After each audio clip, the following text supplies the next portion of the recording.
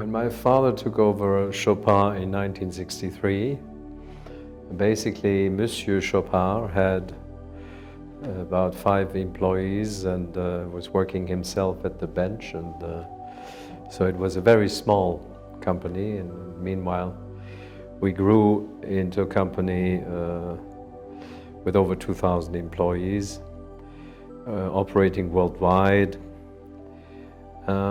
But in early days, the values that my father really stood by still remain today, meaning integrity, vertical integration, creativity, which he was always very fond of, and innovation, I guess, and family spirit. Again, speaking about value, it has always been our credo, our belief, that the product should be in the foreground. And although we are a family company, family members obviously should be present and reachable, and always their door should always be open to employees and obviously customers alike. But we would never be putting ourselves too much in the foreground, but rather the product. Well, the new line is really, first of all, a family project, because it entails contributions from 3 generations, my father and my son, myself, which is in that aspect unique. And also it is a particular collection that's dear to my heart because of my implication 40 years ago when this collection happened, when we presented the first sports watch in stainless steel from Chopard, at that time called St. Moritz. And now 40 years later, through the impetus of my son and his insistence, we recreated, we relaunched, redesigned this St. Moritz watch, and will be launching very shortly a new sport chic timepiece by Chopard called Alpine Eagle. So in a way we have come full circle, and I guess that is quite a unique experience within a family company as well. Basic iconic design elements of the St. Moritz have been retained, meaning there is a polished element running down all through the bracelet, the center part, except that now we raised it. The case really follows function as the initial St. Moritz, meaning that it is very much reduced, but we gave it a more contemporary look versus the initial St. Moritz. And of course the size is different. The small size today corresponds to what the large size was 40 years ago. And the big difference is also in the fact that we are using in-house movements in both the smaller and the larger size. Both in-house movements are chronometer certified. At that time, 40 years ago, we were not able to house the in-house movements in the St. Moritz watches, and at that time the demand for mechanical movements or watches was at the all-time low, I would say. And today we are back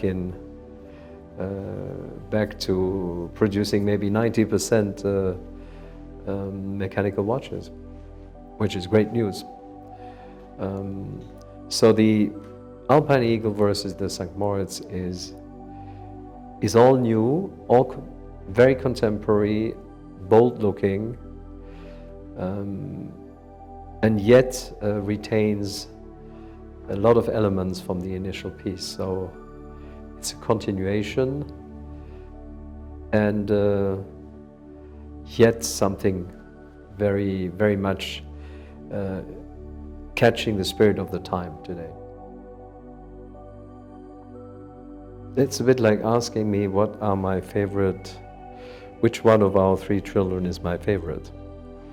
It's very difficult to, obviously almost impossible to tell you. So in terms of cars, I certainly prefer the classic cars to the contemporary cars, because contemporary cars I don't think are really collectibles anymore, because there's too much electronic involved, and I like to open, when I open a hood from a car, I like to understand what's going on. And in the classic cars, everything is still truly mechanical. And one of my favorite brands, I would say, is Porsche. Since I was a boy, but also I have a vintage Bentley from 1929. So you see, very different car, very different driving experience, and I like both. I like my Porsche from 1973 just as much as the old Bentley, or it's a Porsche Carrera, the initial 2.7 liter Carrera.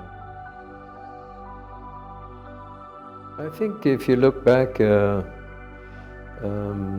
some of our timepieces, whether it is the Happy Sport for the ladies, it was created in 1993, and it's still our best-selling single collection. It has been redesigned, but the initial design is still there. It's a classic. Taking the Mille Miglia, one of the best designs in the Mille Miglia watch collection, was launched more than 20 years ago, and it's today considered a classic. And then some of the LVC pieces. I think it is important when you design a timepiece to be mindful about how this timepiece will be perceived in the future. And it's a very delicate process, but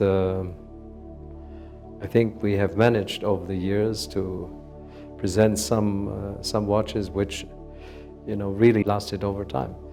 And I believe that Alpine Eagle will do as well. Ferdinand Berthoud was really a child of passion. And apart from the name and an incredible history, of course, there was nothing to go by. Because obviously Ferdinand Berthoud, when the Berthoud dynasty stopped making watches, everyone was still making pocket watches. So we had to basically imagine what Ferdinand Berthoud would have made today if he were to make a wristwatch. And that was quite an undertaking and a truly interesting endeavor. I really wanted to make sure that Ferdinand Berthoud doesn't get completely lost in the history of watchmaking, and I wanted to make watch aficionados, watch collectors aware of everything he did in the past, and at the same time add something to the watch world of today, which I've found interesting. So the combination of history, innovation, and very fine craftsmanship was really what drove me into this adventure. Well, we are producing presently about 35, 40 pieces a year, and that's exactly what I wanted to reach. We are kind of booked out for the year to come, working on very interesting additions to the collection. Every Berthoud watch is basically made in either very small series or they are unique pieces. We are really getting down to the essence of fine watchmaking, of even experimental watchmaking, looking at what we are doing next. So it's a very satisfactory and very encouraging endeavor, which I really love to pursue, and without the pressure of making any quantities or pleasing any shareholders, or it's really truly watchmaking for the watchmaking's sake. I think our journey, as we call it, started back in 2010, basically, when we celebrated the 150th anniversary of Chopard. And considering all the steps and stages we went through, and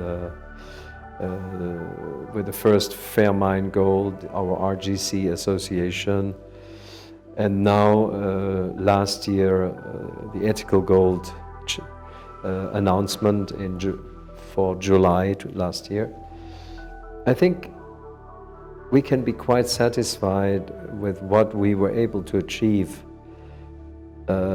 in-house for our products, but also, I believe, as a message for the outside world, for the industry, and that was always the idea as well, to say something can be done. And we have some important gold suppliers, for example, today, who have been calling us to make presentations in their offices, which means that we created a movement, and this is really what our efforts were also about.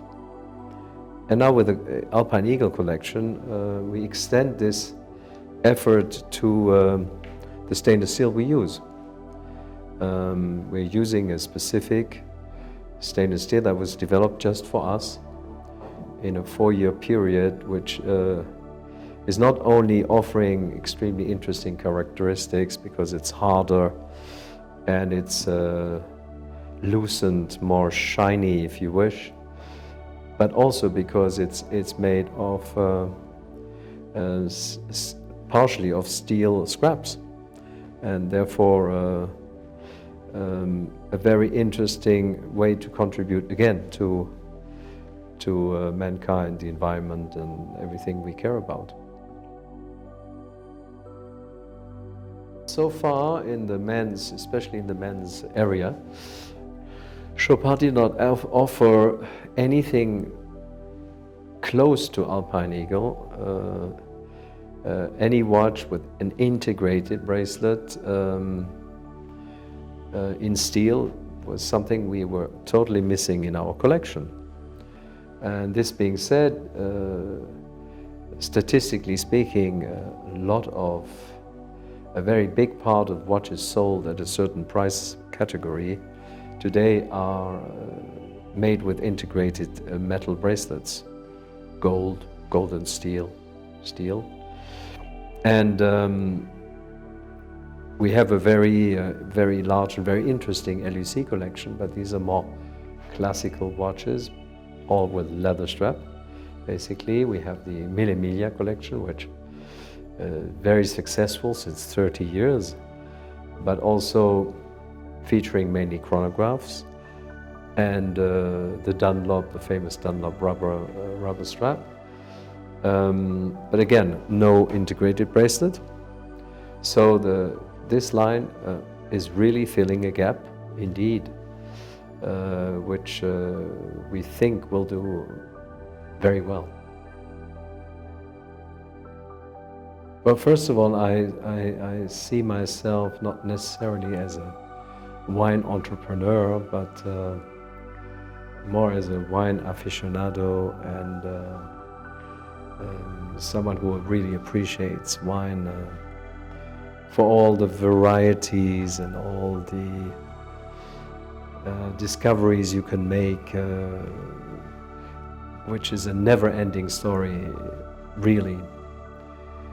But this being said, I started, first of all, collecting wine for myself, and then ended up opening a small wine shop, which grew into something slightly bigger. The shop is in Geneva, in the center of Geneva, and there's another shop in Gstaad, in the mountains. And we are just about to open a wine bar right next to the shop in Geneva, which unfortunately you can't see yet, but by mid-October we will be open. And from there on, from opening the wine shop, I also wanted to make wine myself at one stage, which is really the true adventure in the concerning the subject of wine. So in 2012 we acquired a winery in France. You tasted the wine early on. And we went from traditional wine growing to a similar way, a sustainable way as similar approach than we have in watchmaking. So we are working in a biodynamic way, which means we don't use any chemicals. And we are now certified organic since last year. So it's been an incredible journey also there. And as we speak, we have been harvesting wine last week, and things look pretty good. It's always a bit of a challenge when you look up to the sky nowadays, you know. When you actually grow wine yourself, you have different concerns than when you just taste it. Well, the white wine we harvest this year will be presented next year, but the red wine we'll be harvesting this year basically will not be presented before 2 years down the road, because it will spend some time in the barrels. It's a whole process, and it's a process which involves a lot of precision and discipline, a bit like watchmaking, but at the same time you're totally dependent on nature.